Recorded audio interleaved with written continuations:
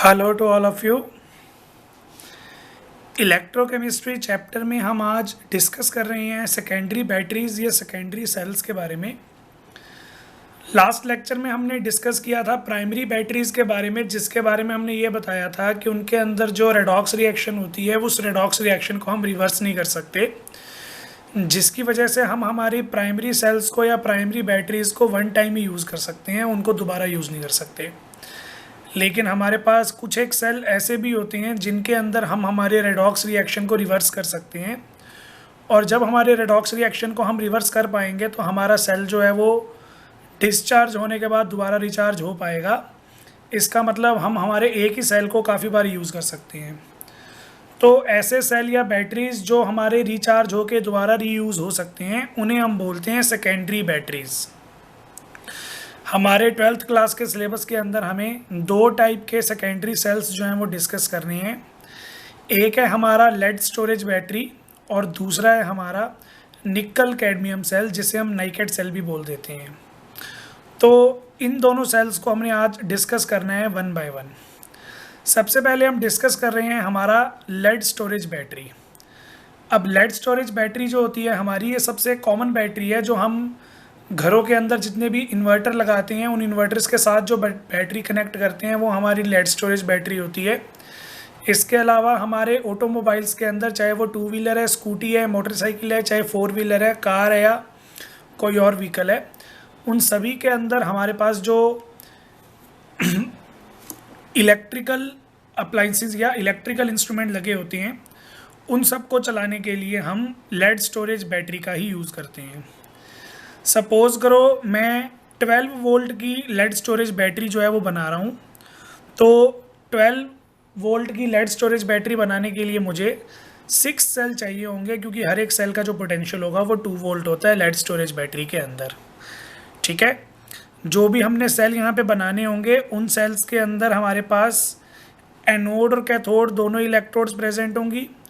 जो anode electrode हम बनाते हैं वो हमारे प्योर लेड की होती है, लेकिन जो हमारी कैथोड इलेक्ट्रोड होती है उसमें हमने मेटल ग्रिड के अंदर लेड ऑक्साइड को फिल किया होता है। तो जो हमारी एनोड होगी वो हमारी प्योर लेड इलेक्ट्रोड होगी, और जो हमारी कैथोड होती है वो हमने मेटल ग्रिड के अंदर लेड ऑक्साइड को फिल करके बनाई होती है। दोनों के दोनों जो हैं वो हमें एक दूसरे के पैरेलल लगाने होते हैं, मतलब हमें एनोड को एनोड से कंबाइन करना होता है और कैथोड को कैथोड से कंबाइन करना होता है। इन इलेक्ट्रोड्स को हम सेपरेट करते हैं फाइबर ग्लास शीट्स का यूज़ करके, और इस सेल के लिए जो इलेक्ट्रोलाइट हम यूज़ करते हैं वो इलेक्ट्रोलाइट होता है हमारा डाइल्यूट H2SO4, जिसकी कंसंट्रेशन होती है 38% बाय मास, या ऐसा सल्फ्यूरिक एसिड हमें लेना होता है जिसकी डेंसिटी होती है 1.30 ग्राम पर सेंटीमीटर क्यूब। तो यहाँ पे हमारे पास ये हमारे लेड स्टोरेज बैटरी का अरेंजमेंट होता है। तो यहाँ पे मैं आपको अगर फटाफट पढ़ के बताऊँ तो this is one of the common batteries used in the mobile and inverters. जैसे मैंने बताया, a 12 volt lead storage battery consist of 6 cell, each producing 2 volt. Each cell consists of lead anode and grid of lead filled with the lead oxide as cathode. These electrodes are arranged alternatively separated by the fiberglass sheet and are suspended in the dilute H2SO4, जिसकी concentration है 38% by mass and density होती है 1.30 ग्राम पर centimetre cube. उसके बाद to increase the current output of each cell, the cathode plates are joined together and anode plates are also joined together। जैसा अगर मैं आपको ये वाला डायग्राम दिखाऊं, मैंने नीचे इसका ब्लॉक डायग्राम बनाया हुआ है। तो ये हमारे पास हमारा कंटेनर हो गया, ये मैंने 38% कंसनट्रेशन वाला डाइल्यूट H2SO4 फिल कर दिया।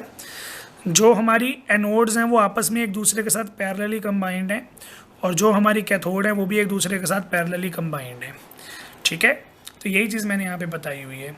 The cells are connected in parallel, यानी कि anode to anode and cathode to cathode. तो ये हमारे पास हमारे सेल का अरेंजमेंट होता है। अब यहाँ पे मैं मेरे लेड स्टोरेज सेल को या लेड स्टोरेज बैटरी को यूज़ कर रहा हूँ। जब हम हमारी लेड स्टोरेज बैटरी को यूज़ करेंगे तो इसकी डिस्चार्जिंग होगी, और डिस्चार्जिंग के टाइम पे कौन सी रिएक्शंस हो रही हैं वो मैं आपको बता रहा हूँ। तो एनोड पे देखो क्या होगा, एनोड थी हमारी लेड, लेड के साथ सल्फेट आयंस जो हैं वो इंटरेक्ट करेंगे। ये सल्फेट आयंस हमें मिलेंगे H2SO4 से, और दोनों आपस में कंबाइन होकर बना देंगे लेड सल्फेट। जब ये दोनों आपस में कंबाइन होंगे तो हमारा लेड जो होगा वो 2 इलेक्ट्रॉन लूज़ करेगा, ताकि वो 0 ऑक्सीडेशन स्टेट से +2 ऑक्सीडेशन स्टेट में आ जाए। और 2 इलेक्ट्रॉन लूज़ करेगा, इसलिए एनोड पे हमारे ऑक्सीडेशन का प्रोसेस हमें देखने को मिलेगा। अब कैथोड पे देखो क्या होगा। कैथोड पे हमारे पास कौन सी इलेक्ट्रोड थी, हमारी लेड ऑक्साइड। तो लेड ऑक्साइड के साथ भी हमारे सल्फेट आयंस इंटरेक्ट करते हैं, जो हमें H2SO4 से मिल जाएंगे, और हमारे H+ आयंस भी इंटरेक्ट करते हैं। तो हमारा जो लेड ऑक्साइड था वो कन्वर्ट हो जाएगा लेड सल्फेट में। यहाँ से 2 ऑक्सीजन निकलेंगे, वो दोनों के दोनों ऑक्सीजन जो है हमारे वो 4 हाइड्रोजन से कंबाइन होकर 2 मोल्स ऑफ वाटर जो है वो बना देंगे। क्योंकि मैंने इस कैथोड वाली रिएक्शन में 2 इलेक्ट्रॉन ऐड किए थे, मतलब 2 इलेक्ट्रॉन गेन कर रहा है, इसलिए प्रोसेस यहाँ पे कौन सा आएगा, रिडक्शन का आएगा। फिर ओवरऑल रिएक्शन लिखते टाइम मैंने 2 इलेक्ट्रॉन यहाँ पे लेफ्ट और राइट में कॉमन थे वो कट कर दिए, बाकी की जो ऑल ओवर रिएक्शन है वो मैंने नोट कर ली। यहाँ पे देखो 4H+ हैं और 2SO4 है, यानी कि हमारे पास 2 मोल्स हो जाएंगे H2SO4 के। तो हमारी ओवरऑल रिएक्शन में इलेक्ट्रोलाइट भी इन्वॉल्व होता है।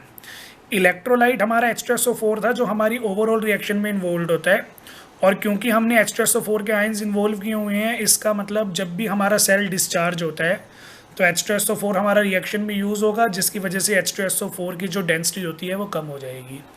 जब हमारे H2SO4 की डेंसिटी कम हो जाती है 1.20 ग्राम पर सेंटीमीटर क्यूब से, तब हमारा सेल जो है वो अपनी वर्किंग करना बंद कर देता है। तो ये सब मैंने नेक्स्ट पेज पे बताया हुआ है।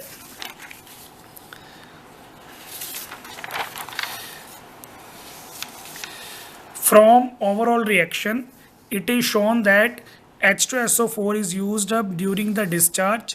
As a result, density of H2SO4 falls, and when it falls below 1.20 gram per centimeter cube, the battery needs recharging. अब देखो यहाँ तक हमने पढ़ा डिस्चार्जिंग का प्रोसेस। अब मैं आपको रिचार्जिंग के रिगार्डिंग जो है वो बातें बता रहा हूँ। जब हमने हमारे लेड स्टोरेज बैटरी की रिचार्जिंग करनी होती है, तो उस केस में हमारा जो लेड स्टोरेज सेल होगा वो इलेक्ट्रोलिटिक सेल की तरह काम करता है। क्योंकि देखो जो भी हमारे घर पे इन्वर्टर बैटरीज होती हैं, जब लाइट चली जाती है तो उसके बाद हमें वो इलेक्ट्रिसिटी प्रोवाइड करती हैं, लेकिन जब लाइट हमारी वापस आ जाएगी, जो कट था वो ख़त्म हो चुका है, तो हमारा सेल जो है वो दोबारा रिचार्ज होना शुरू हो जाता है हमारी इलेक्ट्रिसिटी गेन करके। यानी कि जब हम इलेक्ट्रिसिटी पास करवाते हैं हमारे लेड स्टोरेज सेल से, तब वो चार्ज होता है। तो यानी कि जब भी हमने हमारी रेडॉक्स रिएक्शन को प्रोसीड करवाने के लिए इलेक्ट्रिसिटी का यूज़ किया, तो हमारा जो रिजल्टिंग सेल होगा वो कौन सा होगा, इलेक्ट्रोलिटिक सेल होगा।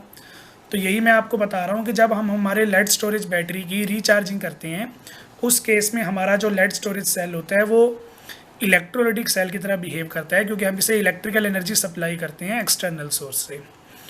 अब यहाँ पे जो हमारे पास रिचार्जिंग की रिएक्शंस आएंगी वो जस्ट डिस्चार्ज से अपोजिट होती हैं। अगर मैं यहाँ पे देखो आपको बताऊं, जो हमारे पास हमारी डिस्चार्जिंग की रिएक्शन थी, तो डिस्चार्जिंग की रिएक्शन में देखो एनोड पे 2 इलेक्ट्रॉन जो थे वो लूज़ हो रहे थे। जब मैं इसको रिवर्स करके लिखूंगा तो हमारे पास आ जाएगा PbSO4 + 2 इलेक्ट्रॉन्स। मतलब जिस रिएक्शन में हम प्रोडक्ट के अंदर इलेक्ट्रॉन लूज़ कर रहे हैं, रिवर्स करने में वो उसी रिएक्शन के अंदर अब रिएक्टेंट जो है वो इलेक्ट्रॉन गेन करेगा, और जो इलेक्ट्रॉन गेन करने का प्रोसेस होता है वो रिडक्शन होता है, जो कि कैथोड पे होता है।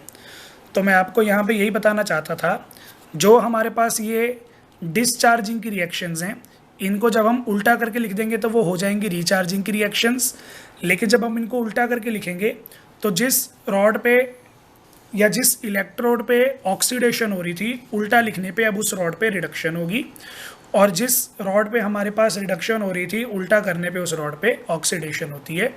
तो रिएक्शंस तो रिवर्स होती ही होती हैं, इसके अलावा इलेक्ट्रोड्स का नेचर जो है वो भी हमारा अपोजिट हो जाएगा। तो यही सब चीज़ें मैंने यहाँ पे बताई हुई हैं। मैंने बोला during recharging the cell is operated like an electrolytic cell, that is electric energy supplied from the external source. The electrode reaction while charging is just reverse of discharging. The electrodes which act as anode during discharge act as cathode during charging and vice versa. तो आप ये देख सकते हो, जो हमारी anode की reaction थी वहाँ पे Pb + SO4 2 negative changes to PbSO4 + 2 electron, उस रिएक्शन को मैंने रिवर्स करके लिख दिया, और वो एनोड की बजाय अब कैथोड की रिएक्शन हो गई। सिमिलरली जो हमारी कैथोड की रिएक्शन थी डिस्चार्जिंग में, वो अब कन्वर्ट हो जाएगी एनोड की रिएक्शन में, और ओवरऑल रिएक्शन भी हमारी जो है वो डिस्चार्जिंग वाले से बिल्कुल रिवर्स आएगी। तो ये हमारे पास हमारा कंसेप्ट होता है सेकेंडरी सेल्स के अंदर लेड स्टोरेज बैटरी का। अब लेड स्टोरेज बैटरी के बाद जो नेक्स्ट हमारे पास हमारा सेल आ जाता है सेकेंडरी सेल, वो सेल है हमारा निकल कैडमियम स्टोरेज सेल। इसको हम नाइकेड सेल भी बोल देते हैं। तो ये वाला जो हमारा निकल कैडमियम सेकेंडरी सेल है, ये जनरली हम कैलकुलेटर्स के अंदर यूज़ करते हैं। कैलकुलेटर्स के जो सेल होते हैं उनको बारी बारी रिचार्ज करने के लिए। जो हमारे निकल कैडमियम सेल होती हैं ये लेड स्टोरेज बैटरी या लेड स्टोरेज सेल के कंपैरिजन में ज़्यादा एफिशिएंट होती हैं और इनकी लॉन्ग लाइफ होती है, लेकिन इकोनॉमिकली जो हैं ये सूटेबल नहीं है हमारे लिए। अगर मैं इकोनॉमिकली बात करूं तो ये लेड स्टोरेज बैटरी से ज़्यादा महंगी होती हैं, इसलिए हम लेड स्टोरेज बैटरी को ही नॉर्मल यूजेस के अंदर प्रेफरेंस देते हैं। तो इसके अंदर देखो होगा क्या, एक कैडमियम इलेक्ट्रोड होती है हमारे पास जिसे हम एज ए एनोड यूज़ करते हैं, और एक मेटल ग्रिड के अंदर हमने निकल ऑक्साइड को फिल कर रखा होता है जिसे हम एज ए कैथोड यूज़ करते हैं। तो सेम कंसेप्ट है जैसे हमने लेड स्टोरेज में पढ़ा था। जो हमारी लेड मेटल थी वहाँ पे वो एनोड थी, तो यहाँ पे हमारे पास हमारी कैडमियम इलेक्ट्रोड जो है वो एनोड है। वहाँ पे हमने लेड ऑक्साइड को लिया था कैथोड में, यहाँ पे हम निकल ऑक्साइड को ले रहे हैं कैथोड के अंदर। और वहाँ पे हमारे पास इलेक्ट्रोलाइट था एसिड H2SO4, यहाँ पे हमारे पास इलेक्ट्रोलाइट है बेस KOH।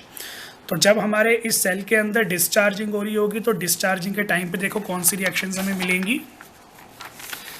एनोड पे देखो जो हमारे कैडमियम रॉड थी, कैडमियम रॉड के साथ हाइड्रोक्साइड आयन इंटरेक्ट करेंगे जो हमें KOH से मिले। दोनों मिलके आपस में बना देंगे कैडमियम हाइड्रोक्साइड और 2 इलेक्ट्रॉन जो हैं वो लूज़ हो जाएंगे। जो 2 इलेक्ट्रॉन यहाँ पे लूज़ हुए वो हमारे कैथोड के ऊपर निकल ऑक्साइड जो है वो गेन कर लेगा in the presence of water.